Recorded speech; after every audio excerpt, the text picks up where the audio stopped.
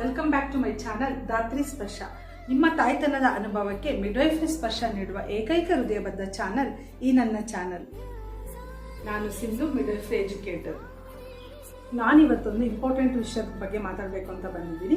ಏನಪ್ಪ ಅಂತಂದರೆ ಪ್ರೆಗ್ನೆನ್ಸಿಯಲ್ಲಿ ಮಲಬದ್ಧತೆ, ಅಂದರೆ ಪ್ರೆಗ್ನೆನ್ಸಿಯಲ್ಲಿ ಮೋಷನ್ ಗಟ್ಟಿಯಾಗುವಂಥದ್ದು. ಈ ಗಟ್ಟಿ ಆಗೋದಕ್ಕೆ ಏನೆಲ್ಲ ಕಾರಣಗಳಿದೆ ಮತ್ತು ಇದನ್ನು ಹಾಗೆ ಬಿಡ್ತಾ ಹೋದರೆ ಏನೆಲ್ಲ ತೊಂದರೆಗಳಿದೆ ಅಂತ ಹೇಳ್ಬಿಟ್ಟು ನಾನು ಇವತ್ತು ಈ ವಿಡಿಯೋ ಮುಖಾಂತರ ನಿಮ್ಮಲ್ಲಿ ಚರ್ಚೆ ಮಾಡ್ತೀನಿ. ಸೊ ಮೊದಲನೇದಾಗಿ ಈ ಒಂದು ಮಲಬದ್ಧತೆಗೆ ಕಾರಣ ಏನು ಅಂತ ತಿಳ್ಕೊಳ್ಳೋಣ. ಪ್ರೆಗ್ನೆನ್ಸಿಯಲ್ಲಿ ಕಾನ್ಸ್ಟಿಪೇಷನ್ಗೆ ಏನೆಲ್ಲ ಕಾರಣಗಳಿರುತ್ತೆ ಅನ್ನೋದಾದರೆ, ಮೊದಲನೇದಾಗಿ ಹಾರ್ಮೋನು. ಪ್ರೆಗ್ನೆನ್ಸಿಯಲ್ಲಿ ಪ್ರೊಜೆಸ್ಟ್ರಾನ್ ಅಂತ ಹಾರ್ಮೋನು ಹೆಚ್ಚಾಗಿರುತ್ತೆ. ಇದೇನು ಮಾಡುತ್ತೆ ಅಂದರೆ ಬವೆಲ್ ಮೂಮೆಂಟನ್ನು ಡಿಕ್ರೀಸ್ ಮಾಡುತ್ತೆ. ಹಾಗೆ ನಾವು ಸಾಕಷ್ಟು ನೀರನ್ನು ಕುಡಿದೇ ಇರಬಹುದು, ಅಥವಾ ಸಾಕಷ್ಟು ನಾರಿನ ಅಂಶ ಇರುವಂಥ ಆಹಾರವನ್ನು ಸೇವಿಸದೇ ಇರಬಹುದು. ಹಾಗೂ ಭಯ ಮತ್ತು ಆತಂಕ ಪಡುವುದು, ಅಂದರೆ ಪ್ರತಿಯೊಂದಕ್ಕೂ ಕೂಡ ಭಯ ಪಡುವಂಥದ್ದು, ಆತಂಕಗೊಳಗಾಗೋದು ಕೂಡ ಇದಕ್ಕೆ ಒಂದು ಕಾರಣ ಆಗಿರುತ್ತೆ. ಹಾಗೆ ಗರ್ಭಕೋಶದ ಗಾತ್ರ ಏನಾಗಿರುತ್ತೆ ಅದು ದೊಡ್ಡದಾಗಿರೋದ್ರಿಂದ ಅದು ಬವೆಲ್ನ ಮೇಲೆ ಪ್ರೆಷರ್ನ ಕ್ರಿಯೇಟ್ ಮಾಡುತ್ತೆ. ಹಾಗೆ ಪೂರಕ ಪೋಷಕಾಂಶಗಳ ಮಾತ್ರೆಯ ಬಳಕೆ, ಅಂದರೆ ಐರನ್ ಮತ್ತು ಫೋಲಿಕ್ ಆ್ಯಸಿಡ್ ಟ್ಯಾಬ್ಲೆಟ್ಗಳನ್ನು ನಾವು ಪ್ರೆಗ್ನೆನ್ಸಿಯಲ್ಲಿ ತೊಗೊಳ್ತಾ ಇರ್ತೀವಿ. ಸೊ ಅದು ಕೂಡ ಒಂದು ಕಾರಣ ಆಗುತ್ತೆ. ಹಾಗೆ ಕಡಿಮೆ ದೈಹಿಕ ಚಟುವಟಿಕೆ, ಅಂದರೆ ನಾವು ಏನು ಕೆಲಸನೇ ಮಾಡಿದರೆ ಬರೀ ಯಾವಾಗಲೂ ವಿಶ್ರಾಂತಿಯಲ್ಲಿರೋದು ಕೂಡ ಈ ಒಂದು ಮಲಬದ್ಧತೆಗೆ ಕಾರಣ ಆಗುತ್ತೆ. ಕಾರಣಗಳೇನು ಅಂತ ತಿಳ್ಕೊಂಡ್ರಿ ಅಲ್ವಾ?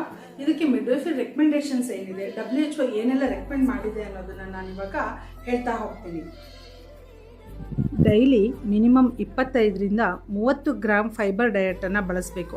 ಫೈಬರ್ ಡಯಟ್ ಅಂತಂದರೆ ಏನು ಅಂದರೆ ಹಣ್ಣುಗಳು ಮತ್ತು ತರಕಾರಿಗಳು. ಯಾವೆಲ್ಲ ಹಣ್ಣು ಮತ್ತು ತರಕಾರಿಗಳಲ್ಲಿ, ಧಾನ್ಯಗಳಲ್ಲಿ ಫೈಬರ್ ಕಂಟೆಂಟ್ ಇರುತ್ತೋ ಆ ತರಹದ ಆಹಾರವನ್ನು ಬಳಸಬೇಕು. ಹಣ್ಣುಗಳಲ್ಲಿ ಸೇಬು, ಪರಂಗಿ, ಬನಾನಾ, ಪೇರ್ಲೆ, ಹಾಗೂ ತರಕಾರಿಗಳಲ್ಲಿ ಕ್ಯಾರೆಟ್, ಬೀನ್ಸು, ಜವಳಿಕಾಯಿ, ಹೀರೆಕಾಯಿ ಈ ಥರದ್ದು, ಮತ್ತು ಸೊಪ್ಪುಗಳನ್ನು ಕೂಡ ನೀವು ಬಳಸಬೇಕು. ಧಾನ್ಯಗಳಲ್ಲಿ ಸಜ್ಜೆ, ಗೋಧಿ ಮತ್ತು ಓಟ್ಸ್ ಇವೆಲ್ಲವೂ ಕೂಡ ಫೈಬರ್ ಡಯಟ್ ಆಗಿರುತ್ತೆ. ಇದು ಕಾನ್ಸ್ಟಿಪೇಷನ್ನ ತಡೆಗಟ್ಟಿಬಿಟ್ಟು ನಿಮ್ಮ ಮೋಷನ್ ಈಸಿಯಾಗಿ ಪಾಸ್ ಆಗಲಿಕ್ಕೆ ಹೆಲ್ಪ್ ಮಾಡುತ್ತೆ. ಹಾಗೆ ಕೂಡ ಹೈಡ್ರೇಷನ್, ಅಂದರೆ ನೀರು, ಅತಿ ಹೆಚ್ಚು ನೀರನ್ನು ಕುಡಿಬೇಕು. ಮಿನಿಮಮ್ 4ರಿಂದ 5 ಲೀಟ್ರ್ ನೀರನ್ನು ಕುಡಿಬೇಕು. ಹಾಗೂ ಮಜ್ಜಿಗೆ ಅಥವಾ ಜ್ಯೂಸ್ ಇವು ಯಾವುದನ್ನಾದರೂ ತೊಗೋಬೋದು. ಇವು ಎಲ್ಲವೂ ಸೇರಿ ಕೂಡ ಒಂದು 3ರಿಂದ 4 ಲೀಟ್ರ್ ಆದ್ರೂ ನಡೆಯುತ್ತೆ. ಹಾಗೆಯೇ ನೀವು ಕಾಫಿ ಮತ್ತು ಟೀಯನ್ನು ಅವಾಯ್ಡ್ ಮಾಡಬೇಕು. ಸ್ಪೈಸಿ, ಅಂದರೆ ಮಸಾಲ ಪದಾರ್ಥಗಳು, ಕರೆದಂತಹ ಆಹಾರ ಪದಾರ್ಥಗಳನ್ನು ನೀವು ತಿನ್ನಬಾರ್ದು. ಹಾಗೆ ಯಾವಾಗಲೂ ಒಂದು ಸ್ಟ್ರೆಸ್ಸಲ್ಲಿ ನಾನು ಪ್ರೆಗ್ನೆಂಟ್ ಆಗಿಬಿಟ್ಟಿದ್ದೀನಿ ಅನ್ನೋ ಒಂದು ಭಯದಲ್ಲಿ ಯಾವತ್ತೂ ಇರಬಾರ್ದು. ಯಾವಾಗಲೂ ಖುಷಿಯಾದ ಕ್ಷಣಗಳನ್ನು ಅನುಭವಿಸಬೇಕು. ಪರಿಹಾರ ಏನು ಅಂತ ತಿಳ್ಕೊಂಡ್ರಿ ಅಲ್ವಾ?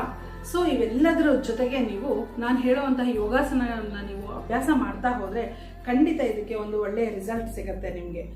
ಇದಕ್ಕೆ ಬರೀ ನಮ್ಮ ಆಹಾರ ಪದ್ಧತಿಯಲ್ಲಿ ಮತ್ತು ನಮ್ಮ ಜೀವನ ಶೈಲಿಯನ್ನು ಮಾತ್ರ ಬದಲಾಯಿಸ್ಕೊಂಡ್ರೆ ಸಾಲದು. ಅದೇ ರೀತಿ ಕೂಡ ಕೆಲವೊಂದು ಯೋಗಾಸನಗಳು ಕೂಡ ಇದಕ್ಕೆ ತುಂಬ ಅನುಕೂಲ ಆಗುತ್ತೆ. ನೀವು ಈ ಒಂದು ಟಿಪ್ಸ್ಗಳ ಮುಖಾಂತರ ಯೋಗವನ್ನು ಪ್ರಾಕ್ಟೀಸ್ ಮಾಡ್ತಾ ಹೋದರೆ ಖಂಡಿತ ಈ ಒಂದು ಮಲಬದ್ಧತೆಗೆ ನಿಮಗೆ ಪರಿಹಾರ ಸಿಕ್ಕೇ ಸಿಗುತ್ತದೆ. ಈ ಎಲ್ಲ ಮಾಹಿತಿಗಳು ನಿಮಗೆ ಇಷ್ಟವಾದಲ್ಲಿ ನನ್ನ ಚಾನಲ್ನ ಸಬ್ಸ್ಕ್ರೈಬ್ ಮಾಡಿ, ಶೇರ್ ಮಾಡಿ, ಲೈಕ್ ಮಾಡಿ, ಹಾಗೂ ಬೆಲ್ ಐಕಾನ್ ಬಟನ್ನ ಕ್ಲಿಕ್ ಮಾಡಿ.